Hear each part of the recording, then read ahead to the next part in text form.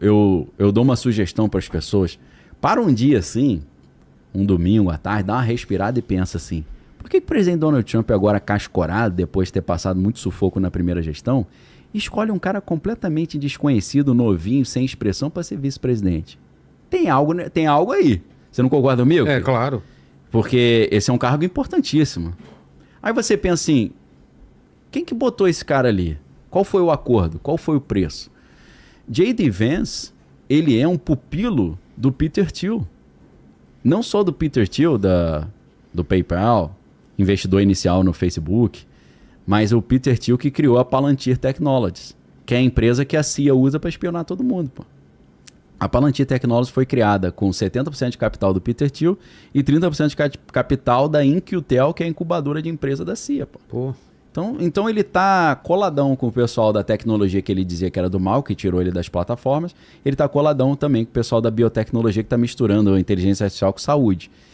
E o J.D. Vance, ele investe numa série de empresas de biotecnologia. Então, se tiver, por exemplo, uma nova pandemia, ele vai ganhar muita grana, o vice-presidente.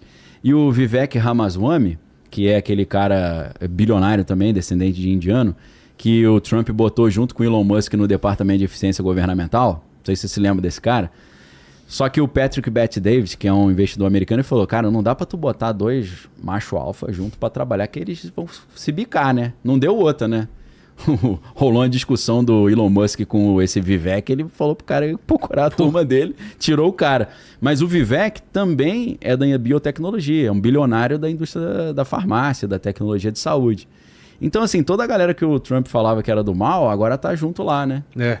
Ele botou, pra você ver, o secretário de tesouro que ele escolheu, no lugar da Janet Yellen. Ele não quer passar o que ele passou no primeiro mandato, né? Agora ele quer ter todo mundo do lado dele. Né? Só que não dá pra ter todo mundo do lado e falar que é antissistema ainda, não, né? Esquece. Pô, antissistema não nada. Dá. Você tá com a galera toda, meu irmão. Você vê aquela presepada na posse dele, o pessoal que tava lá. Poxa, até o Sergey Brin, que é fundador do Google, tava lá. Jeff Bezos, da Amazon.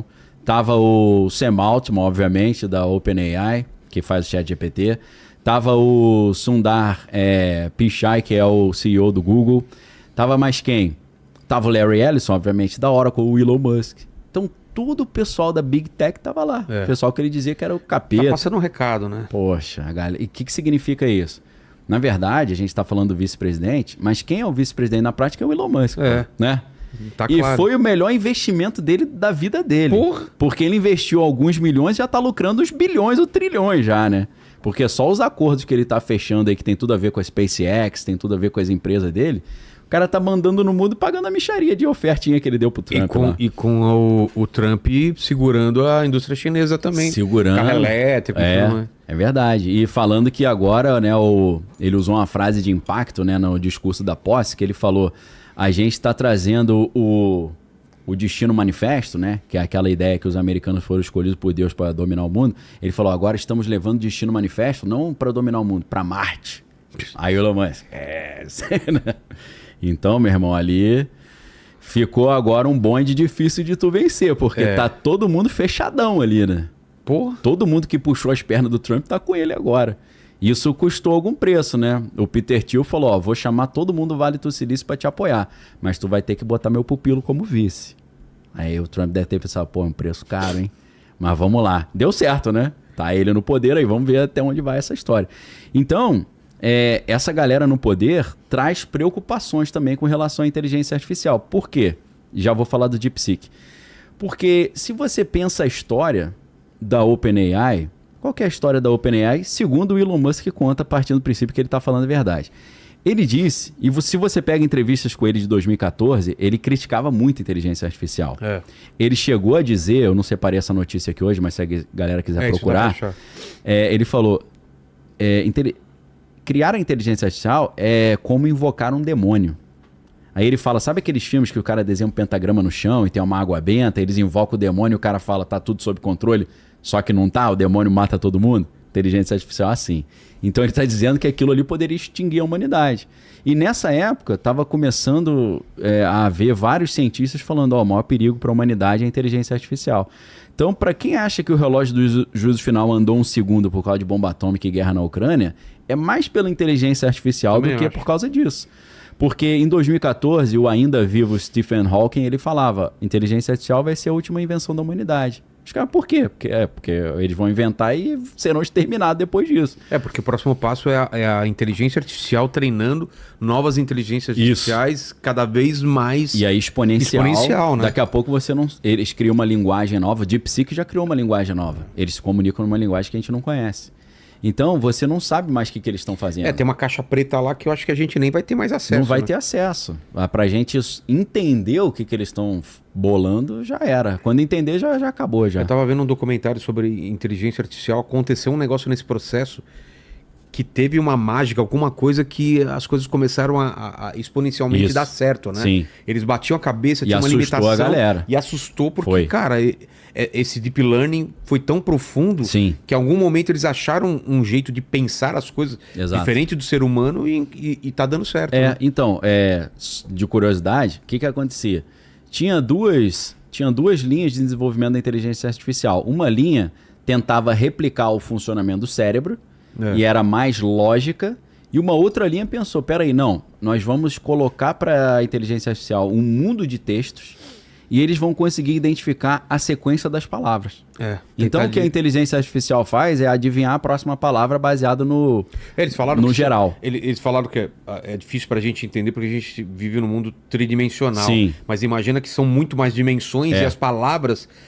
tão assim e eles tentam juntar incômodos. Por exemplo, essa palavra tá mais junto com essa. Isso. E com essa... Fazer links, né? Por exemplo, avião tem a ver com bandeja, com aeromoça, com não sei o quê. Sim. E tá longe de carneiro, por exemplo, entendeu? Isso. Então ele vai entendendo isso e vai fazendo todo uma coisa nesse espaço de várias dimensões. E é uma coisa absurda como ele vai chegando nesses Só que para fazer isso, ele tem que ter o máximo de material para estudar. Por isso que tem o Machine Learning, que é a aprendizagem de máquina, mas para a máquina aprender, você tem que ter um negócio que eles chamam de LLM, que é Large Language Models. Aí eles criam os grandes modelos de linguagem. Por isso que deu problema até com a OpenAI, porque para treinar a inteligência artificial, eles tinham que botar um monte de livros para a inteligência artificial estudar. Só que os livros têm direito autoral, né? E aí começou uma polêmica de que eles estavam usando material com direito autoral sem autorização para treinar a máquina. Só que enquanto a OpenAI era um projeto sem fim lucrativo, não tinha problema. Você está usando material dos outros, mas não é para ganhar dinheiro. A partir do momento que virou um projeto mercadológico, deu problema de direito autoral. E aí que entra a ideia. O que eu estava falando? Como é que o Elon Musk criou a OpenAI? Ou ele foi um dos investidores iniciais, né? O Elon Musk é cofundador da OpenAI, para quem não sabia. O Elon Musk, nessa época, 2014, ele estava muito preocupado com a maneira como a inteligência artificial estava sendo criada, porque ele achava que estava sem parâmetro de segurança. Estava sendo criada de uma forma indiscriminada que poderia levar a uma inteligência artificial geral, como se chama, AGI, Artificial General Intelligence, ficar super inteligente, deixar de ser uma rede neural e virar um super cérebro e se levantar contra a humanidade. Ele falou, precisamos criar um outro projeto de inteligência artificial que seja seguro, código aberto e sem fim lucrativo. Tipo, para salvar a humanidade. Então o próprio Elon Musk colocou $70 milhões no projeto e falou pro Sam Altman, por favor, cuida desse projeto aí para mim, né? O Sam Altman é um garotão, jovem e tal. Então o projeto se chama OpenAI, segundo o Elon Musk, por causa da ideia de open source, código aberto. Então era código aberto, seguro e sem fim lucrativo. Se eu não estou enganado, está até hoje na página oficial da OpenAI dizendo que é código aberto. O que o Elon Musk fez? Ele saiu do projeto, que ele falou, não é mais código aberto, não é mais seguro e não é mais sem fim lucrativo. Então eu tô saindo fora, perdeu o propósito. Aí ele foi desenvolver a XAI lá, o Grok que ele tá fazendo. E aí ele processou já a OpenAI já algumas vezes, 2 vezes que eu me lembro. Uma por causa dessa questão de direito autoral, a outra tentando obrigar a OpenAI a tirar do site que eles são um código aberto. Porque não é mais. Então o que acontece, né? Inclusive, quando o Donald Trump apresenta o Sam Altman da OpenAI como o rei que ele escolhe para dominar, Elon Musk ficou chateado pra caramba. Elon Musk tem a inteligência artificial dele. né? Acho que o Trump deve ter falado, já tô te dando moral com o SpaceX aí. Ele fica jogando com todo mundo. Senão o cara, né, vai virar o rei da parada, né? Mas no mesmo dia, o Elon Musk começou a botar um monte de coisa queimando o Sam Altman.